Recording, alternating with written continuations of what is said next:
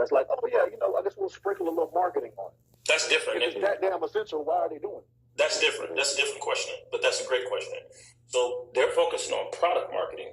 That's another term that was sprouted and created. Not product marketing, the product, period. No, what I mean is, if they're focusing more on the product inside the company, even if they know it or not, they're focused on product marketing, but not marketing holistically. And I see that all the time. And ironically, Nick, that happens in tech as well. They'll focus so much on the feature. Our app does this. Our app does this. And they don't realize that they're doing good in product marketing, but they're not marketing the entire communication of the entire organization. And I just think that it's because, I forgot who said that when I first came in the room. They were saying that people struggle with that was Gary. People struggle with talking about themselves. People struggle with actually talking about the value proposition they have. I think that it's because of the competitive nature. They focus so much on people that they're competing against, they almost find themselves not even knowing how to articulate what they're actually doing. And then people are too much in love with what they're doing. But I don't think that necessarily means that a great product sells itself. I just think that itself was a marketing slogan. Like, nothing can sell itself. Everything has to be marketed. But it's a shame. I don't have the golden answer for it, Nick. But I think people literally just they focus so much on their product because they don't know how to communicate their message. In addition to the fact that maybe 10 of their competitors are saying the things that they were going to say about the same thing that they're selling, and that's a totally different dynamic of marketing position. I'm going on mute. The big issue is that marketing isn't technically taught. I mean, marketing is a hub, it's an ecosystem, it is the big picture, right? And then there's all of these different entities under marketing that takes a part. And then, like, you can master branding and not know marketing. And then you can know marketing and don't even understand what branding is. You can do copywriting. And we think text marketing, email marketing, like every entity of marketing has its own strategy. So with that being said, there is no, I think about college. When I went to college and started my degree in marketing, we had to take principles of marketing. And in that principles of marketing class, it was so vast. Like, it grazed over what you really do in marketing. I think about all the college students that come out with degrees in marketing. They don't know shit. They come into the marketing world, they don't even know how diverse marketing is and how intricate it is to be in marketing. And then they have to find their way in between time. We think about all these social media marketers. They're just trying to figure it out. It's still new. Marketing is just evolving. And you got to also think about it. When corporate companies started out, it was maybe one person. You had the CMO. And that was about it. And they stayed in their job 10, 20, 30 years. Marketing departments have always been one of the smallest. And it's always been, underrated. And it's just because with marketing, whatever one strategy could last a while. Now that marketing is just consistently evolving every 3 to 6 months, trends are changing, the algorithm's changing. We're having to even figure out new ways to do guerrilla marketing because word of mouth is still the most effective. It's still 1,000 different ways that you can attack it. So I just think that it's an educational piece that has to happen. That's why this call is so valuable, because people don't even know, basically this call kind of broke down what the hub looks like, but there's still so much more to talk about when it comes to marketing. So I think the first thing is just the education piece. How does that happen? Because we're just throwing shit on the wall most days to find the most effective strategy when it comes to marketing, just because it's subjective to consumer behavior. You just said something that supported what Duran said. He just said a couple minutes ago that companies found a way to put 2 words together and target it to a specific group. And what you just said was spot on. Marketing, when I just said 20 minutes ago that nobody know what the fuck they doing, what you just said supports what I said, which is they put marketing next to everything. Email marketing, text marketing, social media marketing, this marketing, that marketing, which means nobody knows what the fuck they're doing. Ain't that much fucking marketing in the world as somebody who's been doing marketing for 25 years. It ain't that much marketing in the world. So what happens is when people don't know a lot of shit, they just put the key buzzword, like I said, next to it to sell it in. Let's put marketing next to this and let's just sell it in. You know what I'm saying? Like, for example, you said another good thing about like when people go to school for marketing and they come out and they don't know shit. You are 100% correct again, because marketing is something that is a real world practice. You actually have to do it in real time to actually do marketing. There's nothing that you can learn in the classroom. It's really not. You cannot learn it in the classroom. Getting a marketing degree may be one of the biggest scams in all of college. Of all the degrees. Listen. Of all the degrees, it is probably one of the biggest scams, because in real life, the CMO title didn't become extremely popular until the mid to late 90s. Prior to the mid to late 90s, that title didn't even exist in corporate spaces. It was hip hop and the emergence of hip hop and how they seen hip hop was pushing products to suburban kids. That's like, oh shit. If Jay-Z says this, kids will go buy jerseys. If Snoop Dogg says this, more kids will smoke weed, whatever it is. And it's like, oh shit, let's go hire somebody from Wharton or motherfucking Penn or Harvard that don't know shit about nothing, but let's give them a chief marketing officer title. Let's give them $50 million in the budget, and let's let them be responsible to disperse this money around the world. Yeah, Mark. So even when you go to companies, you don't got to go to companies. Go on LinkedIn, type in chief marketing officer, look at the people who have those roles, and look at what their background is. 90% of those people, background is in two things: finance or law. They've got law degrees or they have finance degrees. They don't know shit about marketing. No, They that know is about true. money. They know about money, and they know about contracts. That's what they know about. Wow. Leonard, you want to go ahead and jump in here, Leonard? Welcome back to the stage. Thank you. Good morning, all. When you look at marketing, at least from TV standpoint, if you want to make something cool and sell it, just make it cool to black people. Put black people in front of the camera and have them sell a product. You want those eyeballs. We consume a lot of TV, a lot of content, and that's how they get their sales up. When you got a guy like Byron Allen, in his portfolio, he had dozens of court shows. We like to see drama play out on TV. So what do? A lot of us who are at home, we sit around all day and consume this stuff. Right now, Tubi is hot. Why? Because it's free. But all Fox News is doing, or Fox Media, is just getting the valuation up so they can sell it off. And who's consuming most of Tubi? Black folks. So it's marketing. Freebie samples or free content is marketing, because at some point Tubi is not going to be free, and Oh shit, boy, they're gonna cut you off. I thought that was me. Yeah. behind a paywall, run up the numbers, and then I'm sorry, I'm in the backwoods right now, but that's how they do. They run up the numbers, get black people to sign on to it, and make their millions that way.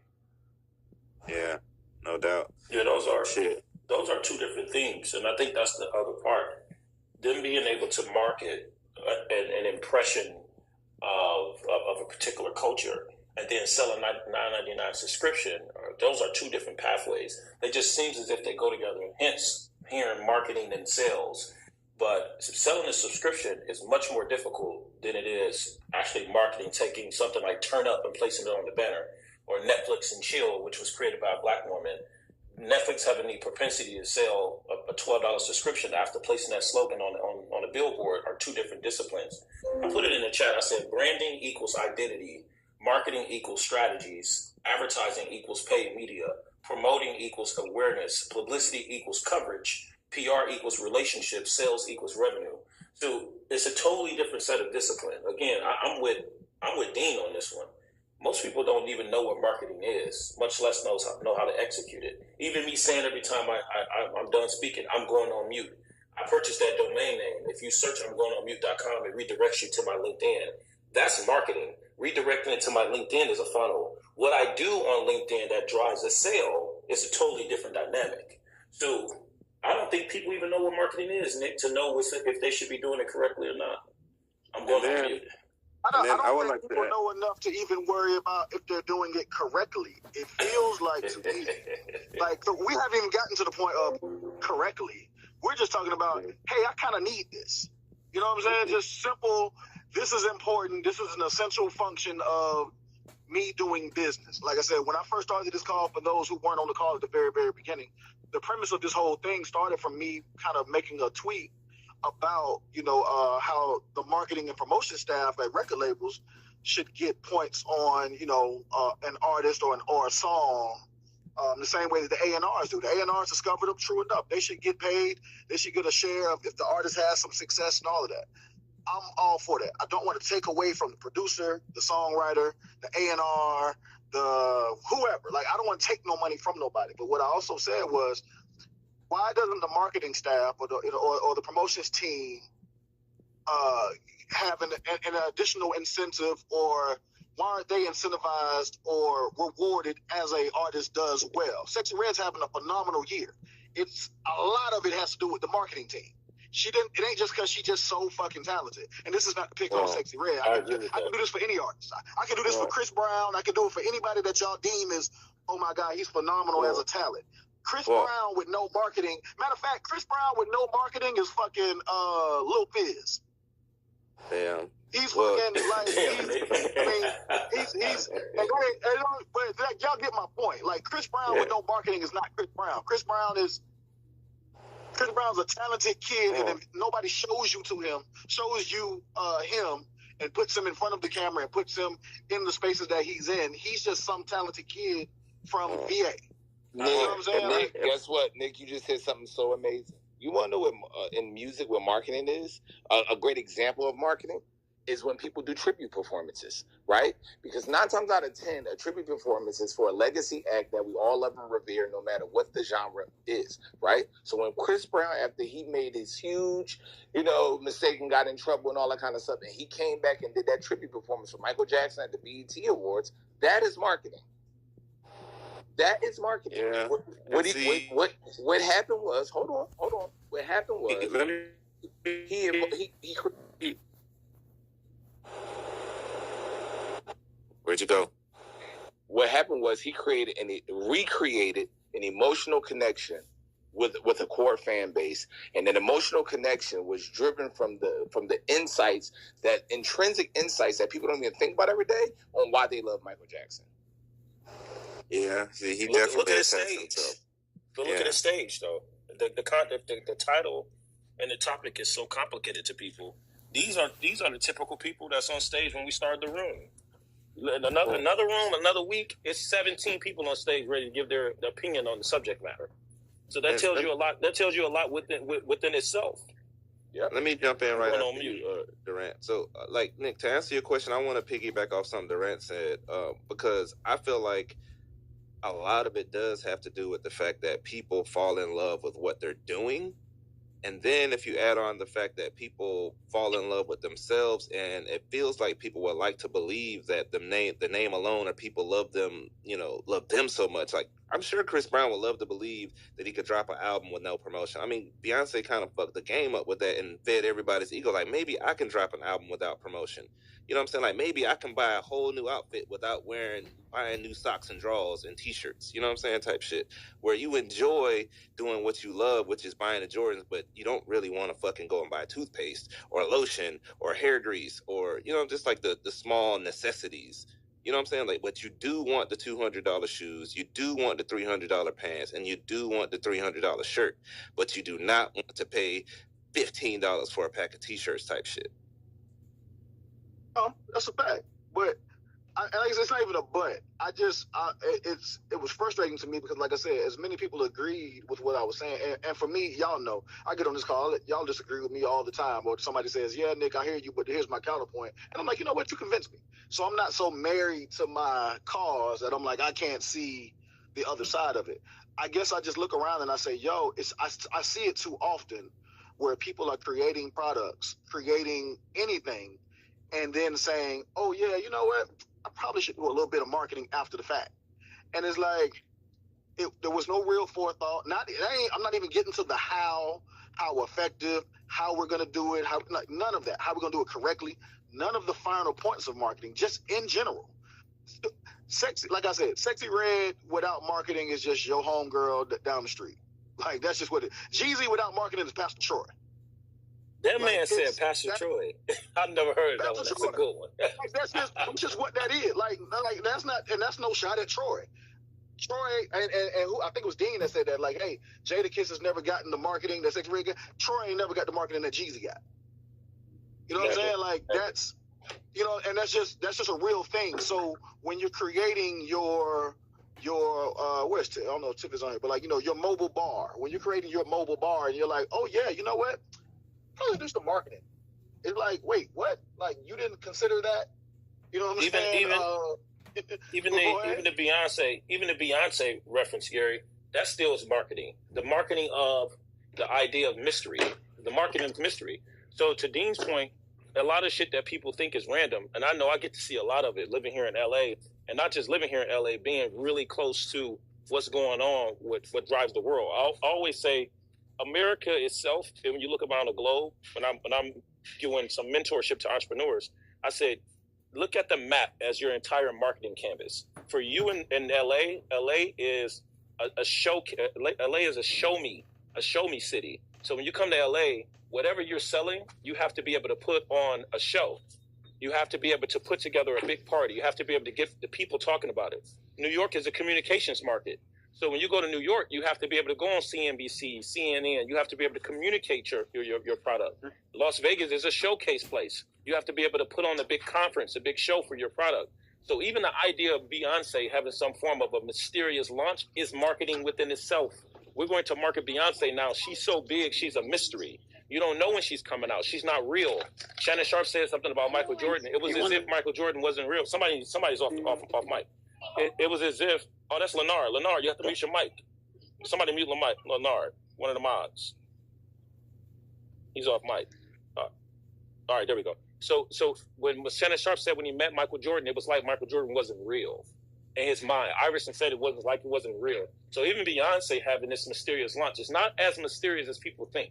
For all of the record industry people, they know in here, you have to know the launch date. You have to have delivered it to the streaming services in a particular capacity. You just have the button to turn it on. You know on Friday when that album is coming out or on a Tuesday. So for the consumers, when they think Beyonce is launching at random, that itself is a marketing strategy. The marketing of mystery. I'm going on mute. I got a question for the room. Why is the marketing of sex just at the forefront of everything, right? The marketing of sex, whether it's through music, whether it's through film, whether it's through art, whatever. When you walk into a gallery and there's a picture of a naked woman and it's like, oh my God, this painting is beautiful and this was done by Van Gogh and it's $40 million, right? That's marketing of sex, whether nobody want to admit it or not. When you listen to a rap song that's talking about sex, fucking this and that, it's like, oh my God, I can't believe they're talking about that. It's like a whole nother perspective, right? You go into the porn industry, it's like frowned upon. It's like they had to create the whole thing not safe for work. Oh, make sure you ain't got no jokes. Like, oh, make sure you ain't got no porn pulled up on your computer, whatever. My question is, why is the marketing of sex in certain areas like this acceptable thing, art, music, film, right? But then if somebody says, I watch porn every day, or I love to have sex every day, it's like, oh my God, I can't believe you said that or did that. It's the same thing. You want the real answer, Dean? I'm listening. So on one end of the spectrum, the real answer that I will give is the cross between religious and the non-religious. The reason that sex has become such a taboo conversation, and that's particularly in America. Let's be clear again. The conversation of sex in different parts of the world is a bit different. I've done some traveling, a lot of traveling. A lot of things are different when you go across the globe or across the pond, if you will. So in America, you have a bunch of people that want to masquerade as a Christian. And the Bible tells you if you're having sex and you're not married, that's a form of fornication. The Bible tells you, I may not be quoting this correctly, so you Bible thumpers don't come from my head. I'm not a Bible guy. So and then on the other end of the spectrum, you have these Satanist groups. I see a lot of them in LA as well. You ask them, like, well, so what do you worship? What's your belief? Having these like coffee conversations. Oh, I'm a Luciferian. Oh, I'm a Satanist. I believe in one, and I've heard shit that's such as I believe that men and women can be with men and women can be with women because that's the best wholeness of God. Now, I think it's a silly proposition, but I understand it philosophically. I understand how someone can say that philosophically, although I disagree with it. So on one end of the battle, people are saying we shouldn't talk about sex so freely because it's a sacred thing that's connected to someone that you're married to under vows of God. And on the other end of the spectrum, these people are saying, well, God will want you to actually be free and want you to be completely one with your sexuality, even if that starts at an early age. So really, they don't talk about it up front. They don't market the fact that it's two different religious ideologies fighting each other in most industries. If you guys really look at what's going on, they just don't say it, but that's really what's going on. That's the real answer. If you want me to give a bullshit answer, I'll let the stage circulate, and then I'll come back with a marketing answer. The reason why I said that, because I had a conversation with my homegirl, a Muslim girl who's from Canada, right? And she was talking about how American women, whether they're black, white, not about race, just American women view sex and how they were raised about sex versus how all other women were raised and taught about sex in other countries, other areas of the earth, right? When in America, if you're a man, you're a woman, you're raising a child, you're telling your daughter, you better not have sex. You start talking about that like 12, 13, 14, 15. It's almost like a fear tactic. You better not have sex. Disease, pregnancy, blah, blah, blah, blah, blah, blah, blah, blah, blah, right? And then they also put into minds like, if you have too much sex, you're a whore. You're a whore. That's what they tell women. They don't tell men that. If they tell women at a young age, if you have too much sex or have too many partners, you're a whore. You're this, you're that, right? That's almost like the marketing of a thing, like you're putting in somebody's brain, right? But you would tell a man, oh man, the more girls you got, you getting it popping. You the man. You the man. You got 5, 6 girls. Oh, you getting it popping, right? It's not like that in other countries. No matter what the nationality, what the race is, it's not like that in other countries. That is an Americanized thing as it pertains to sex, as it pertains to raising children and family and all that kind of shit. And I'm just like, and I'll go back to saying like, why is it that sex, again, from a marketing perspective, it's marketed like female rappers, male rappers, film, art. It's like, oh, it's art. It's acceptable. It's cool. It's culture. It's boom, boom, boom, boom, boom. But if you regurgitated the same words to a woman that a rapper said, or that Sexy Red said, or that Meg Thee Stallion said, that is disrespectful. The answer is value. My bad, Darren. But, and that was what I was saying before. What I was saying before, like, nobody gives a fuck about your art. And creatives don't like to hear that all the time. But the answer is value. When you were talking about Michelangelo and Van Gogh and why their art is not seen as pornography, it's because it's worth more according to the powers that be. It's about taxes and liability. That's all it is. And I think this brings up a bigger thing. I'm going to get off mic to tend to the baby in a second. But we don't value women like we value men. So it all goes back to the same thing. That's it. That's my answer.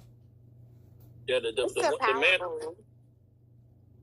I mean, the reality of it is that it's a man's world, and capitalism was originally created for men. So if you think about the original beer and like original marketing was always tailored to men until men figured out that women be shopping. You give a woman a credit card, she's going to start shopping. So now when it comes